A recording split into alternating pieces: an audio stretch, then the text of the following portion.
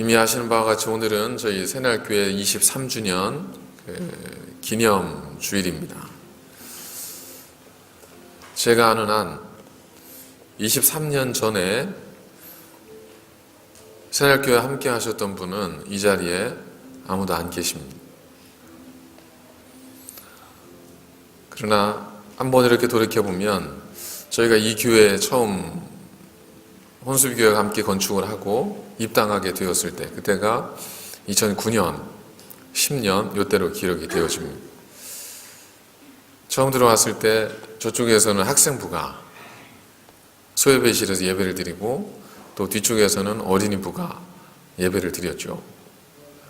그래서 학생부도 악기를 가지고 찬양을 하고 저희도 악기로 찬양을 해서 그때는 참 저쪽 끝에 앉아 계신 분들은 이쪽 찬양과 학생부 찬양을 같이 들어야 하는 그러한 시간이 있었습니다.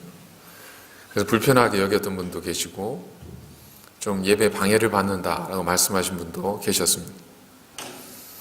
근데 오늘 공교롭게 저희가 좀 뜻하지 않게 학생부가 저 옆에서 오늘 예배를 드리게 됐습니다. 옆 교회 건물을 저희가 좀 착오가 생겨서 사용할 수 없게 됐거든요. 그래서 저희가 찬양한 중에 학생들의 찬양 소리가 들려서 옛날 생각이 좀 났습니다. 뒤쪽에는 우리 아이들이 또 예배를 드리고 있고요.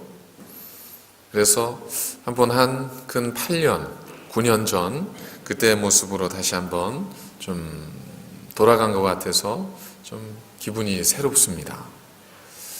하나님께서 우리 교회를 지금까지 23년 동안 건강하게 지켜주시고 인도하신 것에 대해서 우리 모두가 함께 감사하는 마음으로 이 예배를 드리고 있는데, 오늘 교회의 생일을 맞아서 저희들이 다시 한번 교회라는 것, 그리고 우리가 하나님의 교회에서 하나님의 교회가 되었다는 것, 그리고 여전히 하나님의 교회가 되어간다는 것, 이것의 의미에 대해서 함께 좀 주의 말씀을 나눠보도록 하겠습니다.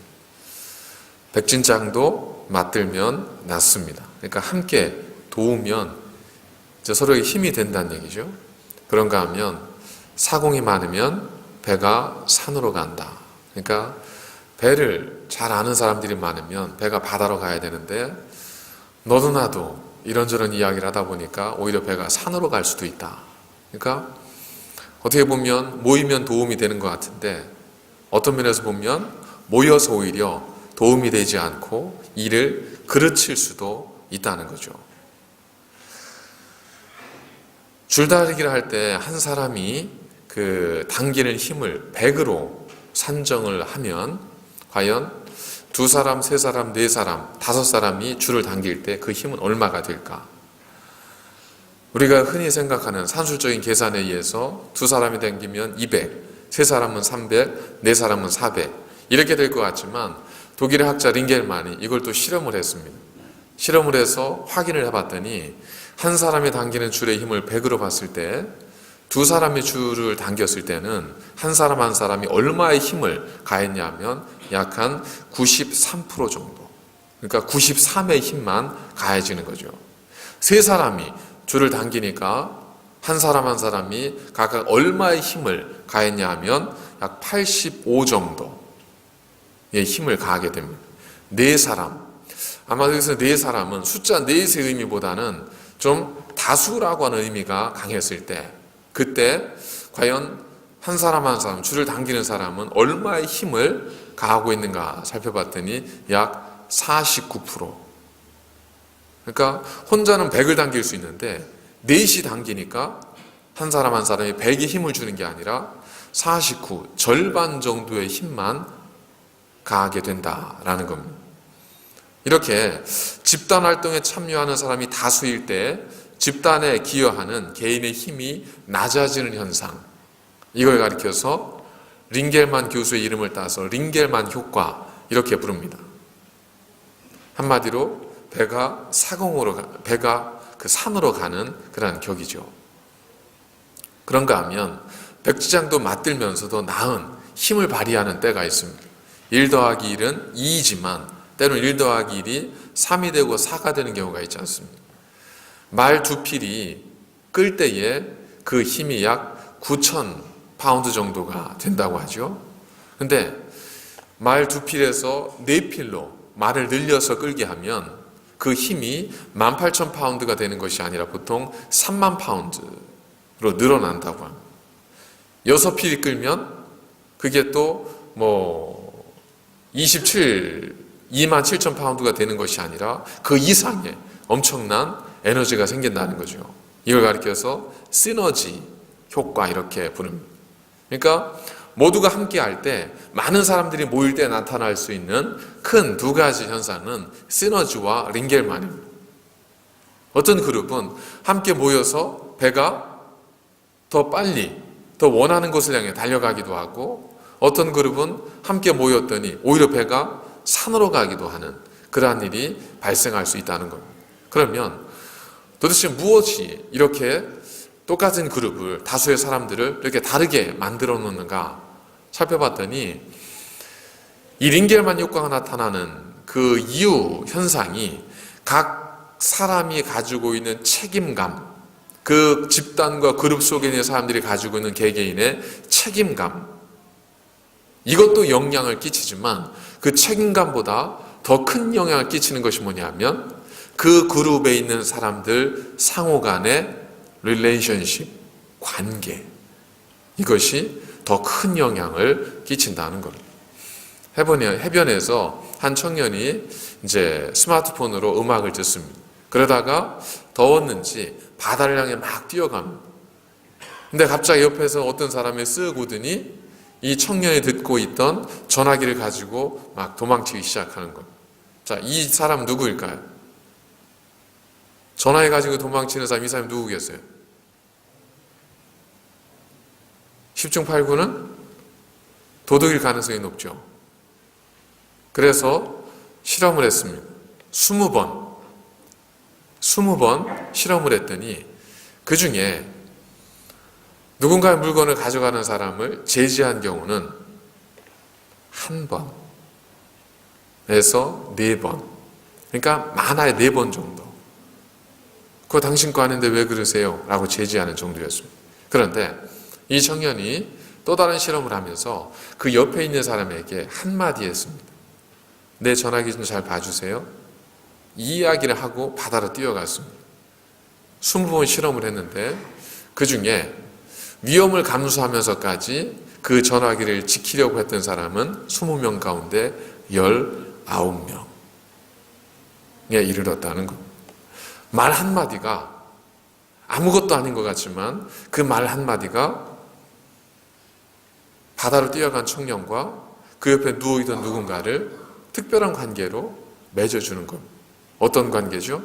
그 물건을 누군가 가져가려고 할 때 자기가 비난과 혹은 위험을 감수하면서까지 그 사람의 행동을 제지해주고 그 청년을 보호해줄 수 있는 관계로 발전되어지더라는 겁니다.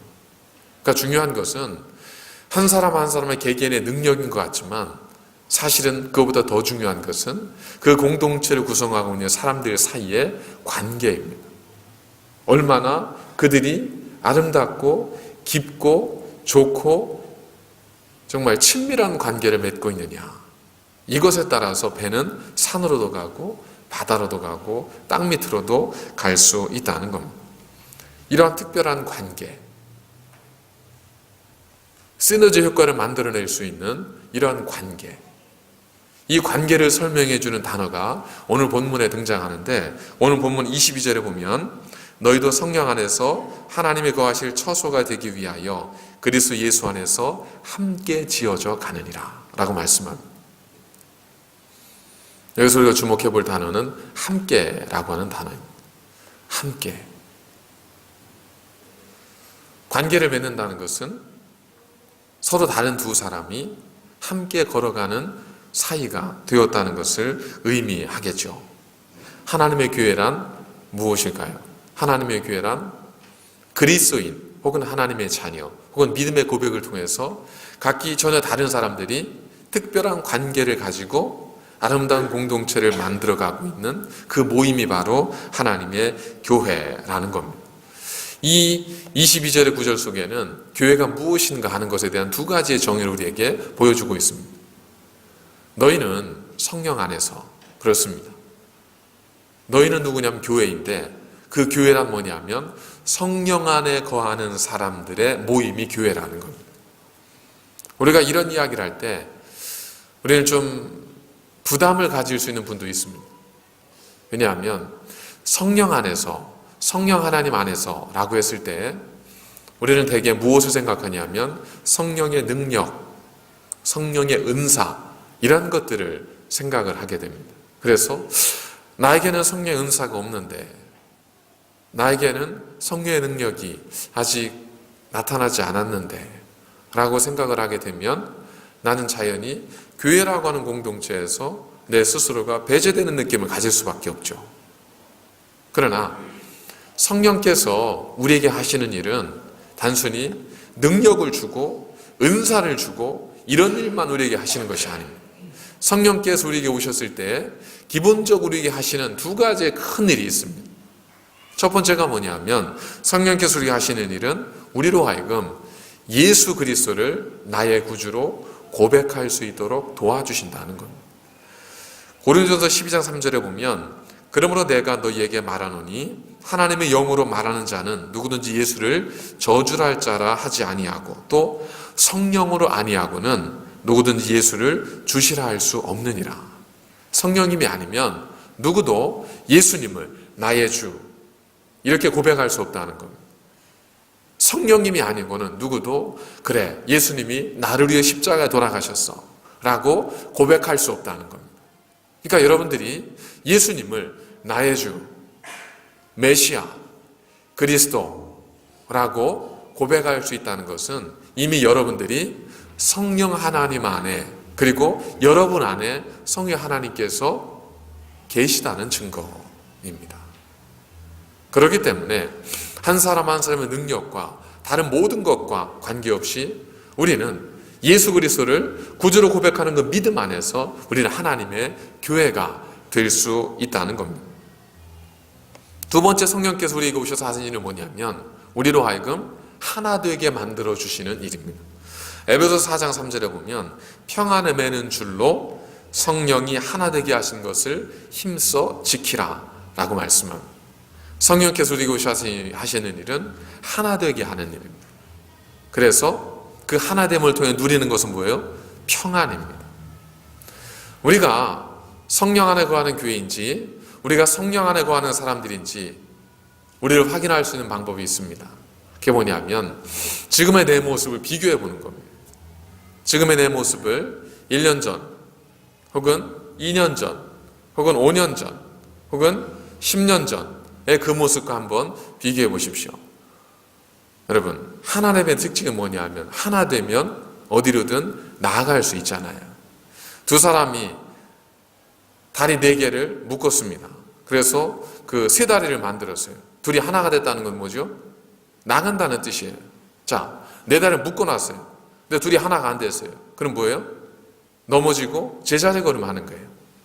성령 안에서 우리가 하나가 되었다는 것은 내가 저 사람을 잘 알게 되었고 혹은 내가 저 사람을 몇 번 만났고 이러한 것을 떠나서 신앙적으로 우리가 성령 안에서 하나 되어지는 교회라는 것을 확인할 수 있는 길은 뭐냐면 우리 한 사람 한 사람이 이전과 다른 모습으로 날마다 새로워져 가고 있고 변화되어져 가고 있다면 그것은 성령 하나님께서 그 가운데 역사하시어 우리 모두를 하나 되게 하시기 때문입니다.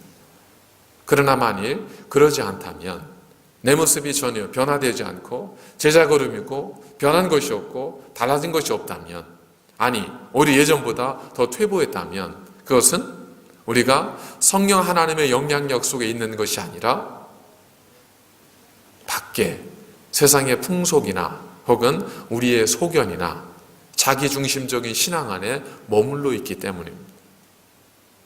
그렇게 되면 하나가 될 수 없습니다.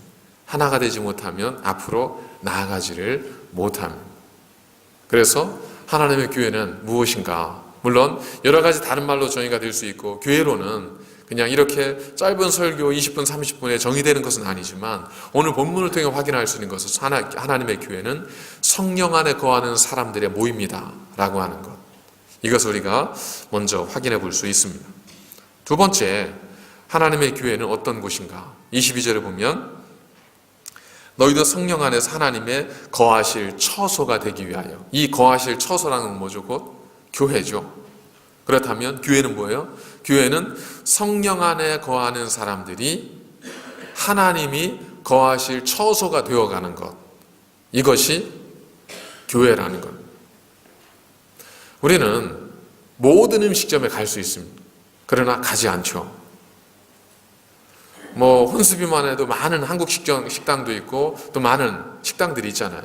그러나 우리가 그곳에 다 가지 않지 않습니다. 왜냐하면 우리는 때로 내가 가고 싶은 곳을 가고 내가 기쁨이 되는 곳을 가고 내가 편안한 곳을 갑니다. 내가 그곳에 있다는 것은 최소한 그곳이 내가 있을 만한 곳이라고 하는 내 마음의 확신과 기쁨이 있기 때문이에요. 교회가 하나님께서 거하실 처소, 하나님께서 거하실 수 있는 곳이라고 하는 것의 의미는 그 교회가 하나님이 기뻐하실 만한 요소들을 가지고 있는 교회라는 것을 의미합니다. 그래서 교회는 이런 건물이 아니라 그리스도인 공동체, 모임이라고 했기 때문에 우리가 모였죠. 오늘 이 모임 예배 가운데 과연 이 자리에 하나님이 오셔서 하나님이 기뻐하실까? 우리가 고백할 수 있으면 교회인 거예요. 그런데 때로는 그리스도 이름으로 모였습니다. 교회 이름으로 모였어요. 모였는데 하나님이 과연 이 자리에 오시면 우리를 기뻐하실까? 과연 이 자리에 계속 머물고 싶어 하실까?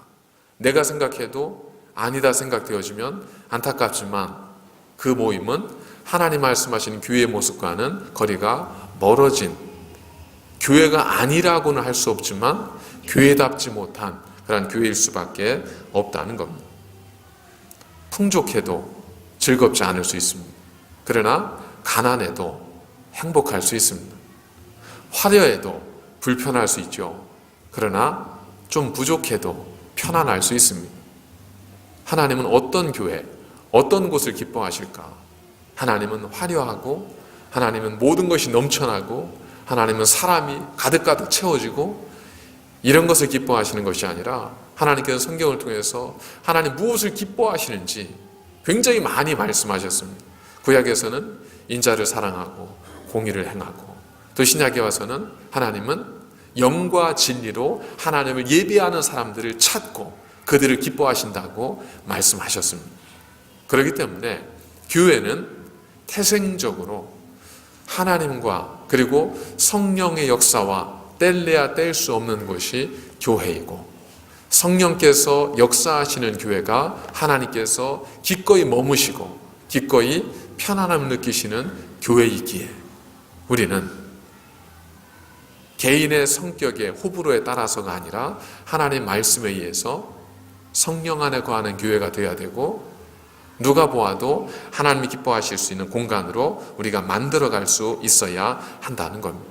결국 두 가지를 종합해보면 교회는 뭐겠습니까? 교회는 성령 안에 거하는 사람들이 하나님이 기뻐하시는 곳으로 만들어가는 공동체, 이것이 교회입니다. 그 교회 안에서 우리는 서로 특별한 관계를 맺게 됩니다. 우리가 관계를 이야기할 때 특별한 관계가 된다는 것, 어떻게 하면 특별한 관계가 될까요? 가장 기본적인 것, 그러나 가장 중요한 것이 바로 뭐냐면 이름입니다. 여러분이 여러분의 자녀에게 가장 제일 먼저 선물한 게 뭐죠? 그게 뭘까요? 이름이에요. 아이가 태어나기도 전에 이미 여러분은 자녀를 이름을 지어놓고, 조부모님, 부모님들도 이름을 지어놓고 자녀를 맞이하잖아요. 자, 여러분이 받은 것 중에, 지금까지 여러분들이 살아오면서 받은 것 중에, 받은 선물 중에 소멸되지 않고 사라지지 않고 거부할 수 없고 지금까지 간직하고 있는 선물이 있다면 뭘까요? 이름이잖아요. 다이아를 받으셨던 뭘 받으셨던 그거 다 남의 거 되기도 하고 좀 관리 못하면 누가 가져가기도 하고 그러지 않습니까? 하지만 이름은 부모로부터 내가 태어나기도 전에 주어지는 것이지만 그 이름은 평생을 가지 않습니다. 평생 가나요? 우리 하늘나라가 뭐로 불려지겠어요? 우리 이름으로 또 불려질 거 아니에요. 그러니까 이름이 그만큼 중요한 거예요. 그래서 유대인들은 특별히 이름을 굉장히 중요하게 생각을 했습니다. 이름대로 된다고 생각을 해서 사실 유대인들이 이해하지 못하는 것들이 있습니다. 한국 사람들이 그건 유대인들의 시각이니까 그게 잘못됐다는 것이 아니라 유대인들이 자기들이 그 관념으로 이해하지 못하는 것이 뭐냐면 한국 사람들이 이름을 짓는데 이름을 히브리 이름이나 헬라 이름을 짓는 거. 예를 들면 모세스 이게 히브리어잖아요. 그리고 뭐 엘리야, 세뮤엘 이런 거 다 이거 한국말이 아니잖아요. 그죠? 그러니까 유대인들 생각에는 이름은 그 사람의 정신과 삶과 그 사람의 모든 걸 나타내주는 굉장히 중요하고 그 사람 인생을 결정하는 굉장히 중요한 건데 왜 이렇게 자기들과 별로 관계가 없는 생소한 그 이름을 짓나 하는 것에 의문을 가지고 있다고 해요. 그래서 성명학에서 보면 이름이 굉장히 중요하지 않습니까? 이름이. 여러분 누구를 만났을 때 누군가 길 가다 보니까 돈이 떨어져 있어. 어떤 돈을 흘렸습니다. 그럼 뭐라고 하세요? 어떻게 하세요? 그럼 저기요 여기서 헤이 뭐 이럴 거 아니에요. 그죠? 돈이 떨어진 분을 찾아가지고 당신 이름이 뭐지요? 먼저 이름 묻고 예 아무개 씨 여기 돈을 흘렸네 이렇게 하는 사람 아무도 없습니다. 그럼 왜 그러죠? 그냥 흘린 돈만 주워주면 되는 거예요. 그럼 끝나는 거예요. 더 이상의 뭐 특별한 관계가 아니죠. 그러나 우리가 최소한 누군가와 어떤 관계를 맺고 함께 살아가기 위해서는 가장 먼저 하는 것이 뭐냐면 이름을 묻는 겁니다. 처음 만나면 우리가 뭐예요? 통성명 하잖아요. 이름을 묻잖아요. 저는 누구입니다. 저는 누구입니다. 그 얘기는 뭐죠? 앞으로 저를 그렇게 불러주십시오 하는 거예요. 인도의 이란의 한 선교사인 로렌드 알렌이라고 하는 분이 의사였었는데 이분이 이제 토착민을 선교를 하는데 그들의 안지를 고쳐주는 눈병을 그들이 이제 의사가 고쳐주거나 수술을 해주는 건데 눈병을 고쳐주고 나면 이 그 원주민들이 뭐라고 이 의사에게 인사를 하냐면 I'll tell your name 이렇게 인사를 하고 가는 거예요. 그래서 처음에는 제가 뭔 소린가 했는데 I'll tell your name 내가 당신의 이름을 말하겠습니다. 계속 그러니까 이게 뭔 일인가 물어봤대요. 물어봤더니 그게 무슨 뜻이냐면 그 사람들이 그 원주민들에게는 thank you, 감사라고 하는 단어가 없고 감사를 표현할 때 하는 말이 뭐냐면 I'll tell your name이에요. 내가 당신의 이름을 말하겠습니다. 그러니까 이름이라고 하는 것은 동서고금 어느 곳을 막론하고 이름이라고 하는 것은 굉장히 중요한 특별한 관계를 맺는 도구가 되고 수단이 됩니다. 우리는 그리스도인이라고 하는 이름이 주어졌잖아요. 그 이름은 세상의 다른 모든 사람들로부터 우리를 구별시켜 줍니다. 우리는 새날교회 교인이라고 하는 또 다른 이름이 주어졌습니다. 여러분들이 나가서 지나갈 때 여러분 이름을 잘 모르는 분들은 저 사람 누구지 그러면 저 사람 새날교회 교인이야 이렇게 얘기할 거예요. 새날교회 교인이라고 하는 그 이름은 수많은 세상의 교회들로부터 우리를 또한 구별시켜 줍니다. 우리는 성도, 그리스도인이라는 이름을 가지고 있고 우리는 새날교회 성도라고 하는 또 다른 이름을 가지고 있습니다. 그리고 우리는 무엇보다도 우리 한 사람 한 사람이 가지고 있는 고유한 이름이 있습니다. 하나님께서 모든 천지 만물을 창조하시고 아담에게 가장 먼저 명령하신 게 직접 일시키신 게 있습니다. 하나님께서 아담에게 제일 먼저 시키신 일이 뭔지 아세요? 그냥 명령으로 생육하고 번성하여 땅에 충만하라 이러셨지만 구체적으로 일을 시키는 적이 있어요. 창세기 2장에 보면 그게 바로 뭐냐면 다른 짐승들을 지으시고 그들을 데려다가 어떻게 부르시는지 보고자 하여 그들을 데리고 왔습니다. 아담에게 그들을 불러보라고 했어요. 그래서 아담이 그들을 부르는 것이 그들의 이름이 됩니다. 그때부터 아담은 뭐가 돼요? 그들을 다스리는 자가 돼요. 이름을 지어준 자, 다스리는 자가 되는 겁니다. 이름을 부른다는 것은 이런 의미가 있습니다. 특별한 관계를 맺는 것의 출발은 서로의 이름을 불러주는 거예요. 이름을 불러줌을 통해서 우리는 서로 특별한 관계로 시작이 되어지는 겁니다. 성도님 하고 부르는 것과 저기요 라고 부르는 것이 같을 수 없겠죠. 저기요, 잠깐만요, 키 크신 분이라고 부르는 것과 아무개 집사님 하고 부르는 것이 같을 수 없을 겁니다. 제가 아마 이 이야기를 아무리 못해도 10년째 이상을 하고 있는 것 같습니다.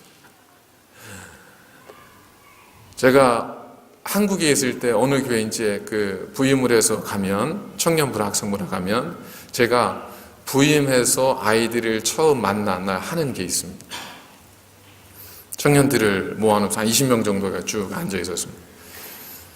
그럼 제가 만나서 아이들하고 상견례 하는 거죠. 처음 만나요. 예배 끝나고 나서 내가 누구다고 하죠. 그럼 이름을 쭉 얘기하잖아요.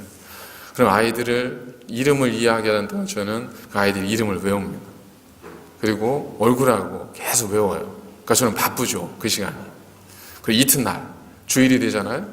주일이 돼서 딱 교회 가면 이제 청년주의 교사로 봉사교회 먼저 오는 교사들도 있고 또 청년들이 오잖아요.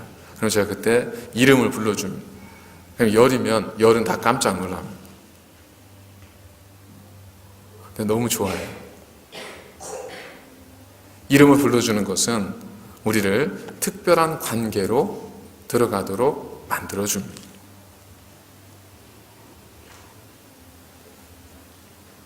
우리가 한 500명쯤 되면 이런 얘기는 이제 하지도 않습니다. 그래도 이 방 안에 모아놓으면 다 들어오는 분들인데 서로 이름을 불러줄 수 있는 관계가 돼야 되지 않겠습니까? 최소한 새날교회 성도로 함께 모이고 함께 하나님의 교회를 지어가는 사람들이라고 한다면 거룩한 성도의 이름 외에 한 사람 한 사람이 가지고 있는 고유한 그 이름, 그의 존재, 그의 인격을 위해서 그 이름을 불러줄 수 있는 관계가 좀 돼야 되지 않겠습니까?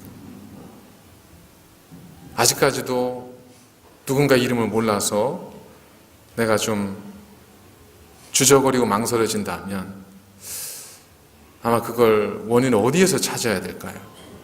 많아서 그럴까요? 이름은 원래부터 잘 못 외우는 태생이 그래서 그러실까요? 아니면 다른 무슨 이유가 있으실까요? 그렇습니다. 관계는 이름을 불러주는 것에서 시작됩니다. 시도 있잖아요. 내가 그 이름 불러주기 전에 그는 나에게 아무것도 아니었지만 내가 그 이름을 불러줬을 때 그는 나에게 와서 꽃이 되었다 그러지 않습니까? 그렇습니다. 하나님은 우리를 이렇게 기억하지 않습니다. 하나님 우리를 한 사람 한 사람을 기억합니다. 삭개오가 뽕나무에 올라가 있었습니다. 그저 예수님 만나오신 마음 하나 때문에. 주님은 그를 뭐라고 부르셨죠? 어이 이렇게 부르지 않으셨습니다. 삭개오야 내려와라 그랬습니다. 그래서 삭개오가 어떻게 했죠? 자기 가지고 있는 것 절반을 나눠줍니다. 다른 사람 것을 혹시 내가 훔쳤거나 혹시 착취했다면 그것에 4배로 갚아준다고 이야기했습니다. 주님과 삭개오가 그렇게 특별한 관계로 들어갈 수 있었던 첫 번째 사건은 뭐냐면 그의 이름을 불러주었을 때 새날교회가 함께 살아가는 공동체가 되기 위해서 해야 될 첫 번째 일이 있다면 서로의 이름을 불러주는 겁니다. 서로의 이름을 기분 좋게 불러드리는 겁니다. 거기에서 우리의 관계는 시작이 됩니다. 함께 간다는 것, 말씀의 갈무리를 하면서 함께 간다는 것의 의미를 한번 20절과 21절의 말씀을 통해서만 찾아보도록 하겠습니다.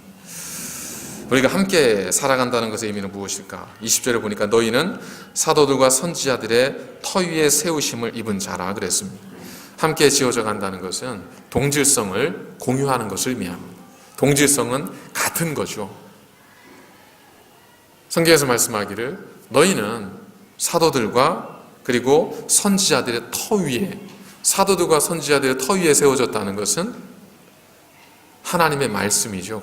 그들은 하나님의 말씀대로 살았으니까 하나님의 말씀을 통해서 그들이 출발되어진 존재들, 다시 말하면 하나님의 말씀이라고 하는 진리와 가치를 공유하고 그 말씀을 붙들고 살아가는 사람들이라는 겁니다. 그렇게 하나님 말씀 붙들고 살아가는 사람들의 그 신앙이 드러나는 모습이 뭐냐면 예배예요. 그래서 교회는 예배가 있어야 하는 겁니다. 그러나 여러 가지 많은 이유들이 우리가 예배하는 걸 방해합니다. 우리의 게으름이나 예배의 중요성을 알지 못해서 우리는 예배를 드리지 않을 수 있습니다. 그리고 난 저 사람 믿는 저 사람과는 예배 드릴 수 없어. 나는 저 목회자의 이야기는 들을 수 없어. 그 예배 드리지 않는 분들이 세상에 그리스도인 가운데 우리가 아는 것보다 더 많습니다. 드리긴 드리죠. 그러나 예배가 아닌 경우도 많습니다. 교회가 되려면 예배가 있어야 됩니다. 예배는 우리 모두가 각기 다르지만 걸어가신 하나님 말씀 안에서 출발되었다는 것을 인정하는 겁니다. 축구 국가대표 선수들의 그 모습을 한번 보십시오. 그들은 출생지 다 다릅니다. 그러나 그들은 뭘로 모였죠? 가슴과 팔에 태극기를 붙이고 모였습니다. 뭐라는 거죠? 대한민국을 대표하는 사람들이라는 겁니다. 그래서 각자의 자리에서 그들은 각자의 역할을 감당합니다. 어디에 가든 태극기를 자랑스럽게 여기죠. 왜? 대한민국을 대표하는 사람들이니까. 여러분 누구죠? 여러분은 새날교회만 대표하는 분들이 아닙니다. 여러분들은 하나님의 자녀를 대표하는 분들입니다. 하나님의 교회는 이와 같이 하나의 동질성, 하나님 말씀, 예배를 통해 모이는 공동체가 하나님의 교회입니다. 두 번째, 21절에 보니까 그의 안에서 건물마다 서로 연결하여 주 안에서 성전이 되어가고 그 안에서 서로가 연결되어진다는 거죠. 이질성을 함께 공유할 수 있는 공동체가 교회입니다. 이질성은 다르다는 거죠. 같기 때문에 모인 것만이 교회가 아니라 다르기 때문에 모여 서로 연결되어지는 겁니다. 퍼즐을 생각해 보세요. 퍼즐을 흐트러 놓으면 어떻죠? 이게 뭔가 싶죠? 서로 다른 거예요. 그러나 퍼즐을 하나하나 연결시켜 놓으면 어떻습니까? 나중에는 그 수많은 무늬와 선과 면과 이 모든 것들이 하나하나 연결되어져 보면 나중에는 뭐가 돼요? 하나의 그림이 됩니다. 이렇게 서로 다른 사람들을 하나로 묶어주고 만들어주는 일을 누가 하신다고 했죠? 성령 하나님께서 하시는 일입니다. 그래서 교회는 같기 때문에 모인 사람들, 그것만이 교회가 아니라 교회는 다르기 때문에 다름을 가지고 모인 사람들이 성령 하나님 안에서 하나 되어지는 것이 교회라는 겁니다. 그러니까 우리는 같아. 그래서 교회가 될 수 있는 겁니다. 우리는 달라. 그래서 교회가 될 수 있는 겁니다. 그래서 누구라도 하나님의 교회가 될 수 있습니다. 성령 하나님께서 함께 하시고 우리가 그 안에 거하면 우리 모두는 하나가 될 수 있습니다. 교회가 될 수 있습니다. 이것이 뭐죠? 교제예요. 서로 다른 사람들이 하나가 되는 것, 이것이 교제예요. 저희들이 오늘 23주년을 맞아서 찬양 축제를 이제 오후에 하지 않습니까? 아마 저는 모르긴 몰라도 여러분들의 모든 관심은 아마 이미 2시간 후, 1시간 후에 가 있지 않을까 싶습니다. 어제도 새벽부터 연습하시는 팀이 있고 밤늦게까지 연습하는 팀이 있고 어떤 팀 와서 보니까 녹음용 마이크 가지고 준비하는 팀이 있고 핀 조명 찾으시는 팀이 있고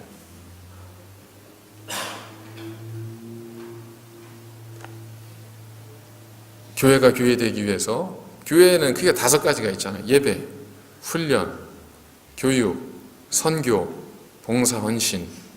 이게 이제 교회의 5대 요소라고 하잖아요. 그런 것들이 있겠지만 궁극적으로 가장 기본적으로 교회 안에는 크게 2가지로 나는 이 모든 것들을 축약하면 교제와 예배입니다. 교제는 하나님과 우리와의 수직적 관계예요. 아니, 예배는 하나님과 우리의 수직적 관계예요. 교제는 뭐예요? 성도와 성도 간의 수평적 교제. 이것이 교제예요. 그래서 교회가 되기 위해서는 크게 2가지. 하나님과 우리를 연결하는 예배와 서로 간에 연결되어지는 친교. 이것이 필요합니다. 내가 이런 분위기에서는 예배 드릴 수 없어. 안타깝지만 우리가 교회가 되지 못했기 때문에 내가 관계를 맺고 대화 나누기는 내가 싫어. 안타깝지만 교회답지 못한 교회입니다. 그래서 우리는 날마다 우리 자신을 부인하고 십자가 앞에 우리를 내려놓지 않으면 주님의 제자도 교회도 될 수 없습니다. 교회는 함께 지어져 가는 겁니다. 함께 간다는 것은 같음 때문에 기뻐하고 다름 때문에 즐거워하는 것이 교회입니다. 시대생활교회가 23주년을 향해 이제 왔고 또 24주년, 25주년 향해 달려갈 텐데 정말 우리 안에 하나님 기뻐하시는 그런 참된 예배, 그리고 성도와 성도 사이에 아름다운 교제, 친밀한 교제, 그래서 내가 여기 있어야 될 이유가 예배와 교제를 통해서 발견하고 확인할 수 있는 그런 새날교회가 되시고 여러분들의 가정이 되셔서 정말 우리 교회를 통해서 더욱더 여러분들 가정의 복을 누리고 여러분들 하나 은혜로 충만해지시길 주의 이름으로 간절히 축원을 드립니다. 기도하시겠습니다. 거룩하신 아버지 하나님 감사를 드립니다. 오늘 저희들에게 아름다운 날을 주셔서 기뻐하며 찬양하게 하셨사오니 하나님 이제 나만의 기쁨과 찬양이 되지 않게 하시고 우리 모두가 함께 즐거워하며 기뻐하는 날이 되게 하여 주옵소서. 우리가 서로의 이름을 부르며 함께 특별한 관계로 나아가게 하시고 우리가 하나님 말씀 안에서 아름다운 공유함을 나누게 하여 주셔서 우리가 흩어져 있든지 모일 때인든지 언제나 하나님 주신 거룩한 사랑 안에서 참다운 교회됨을 잃지 않도록 동행하여 주옵소서. 예수님의 거룩하신 이름으로 간절히 기도드립니다. 아멘.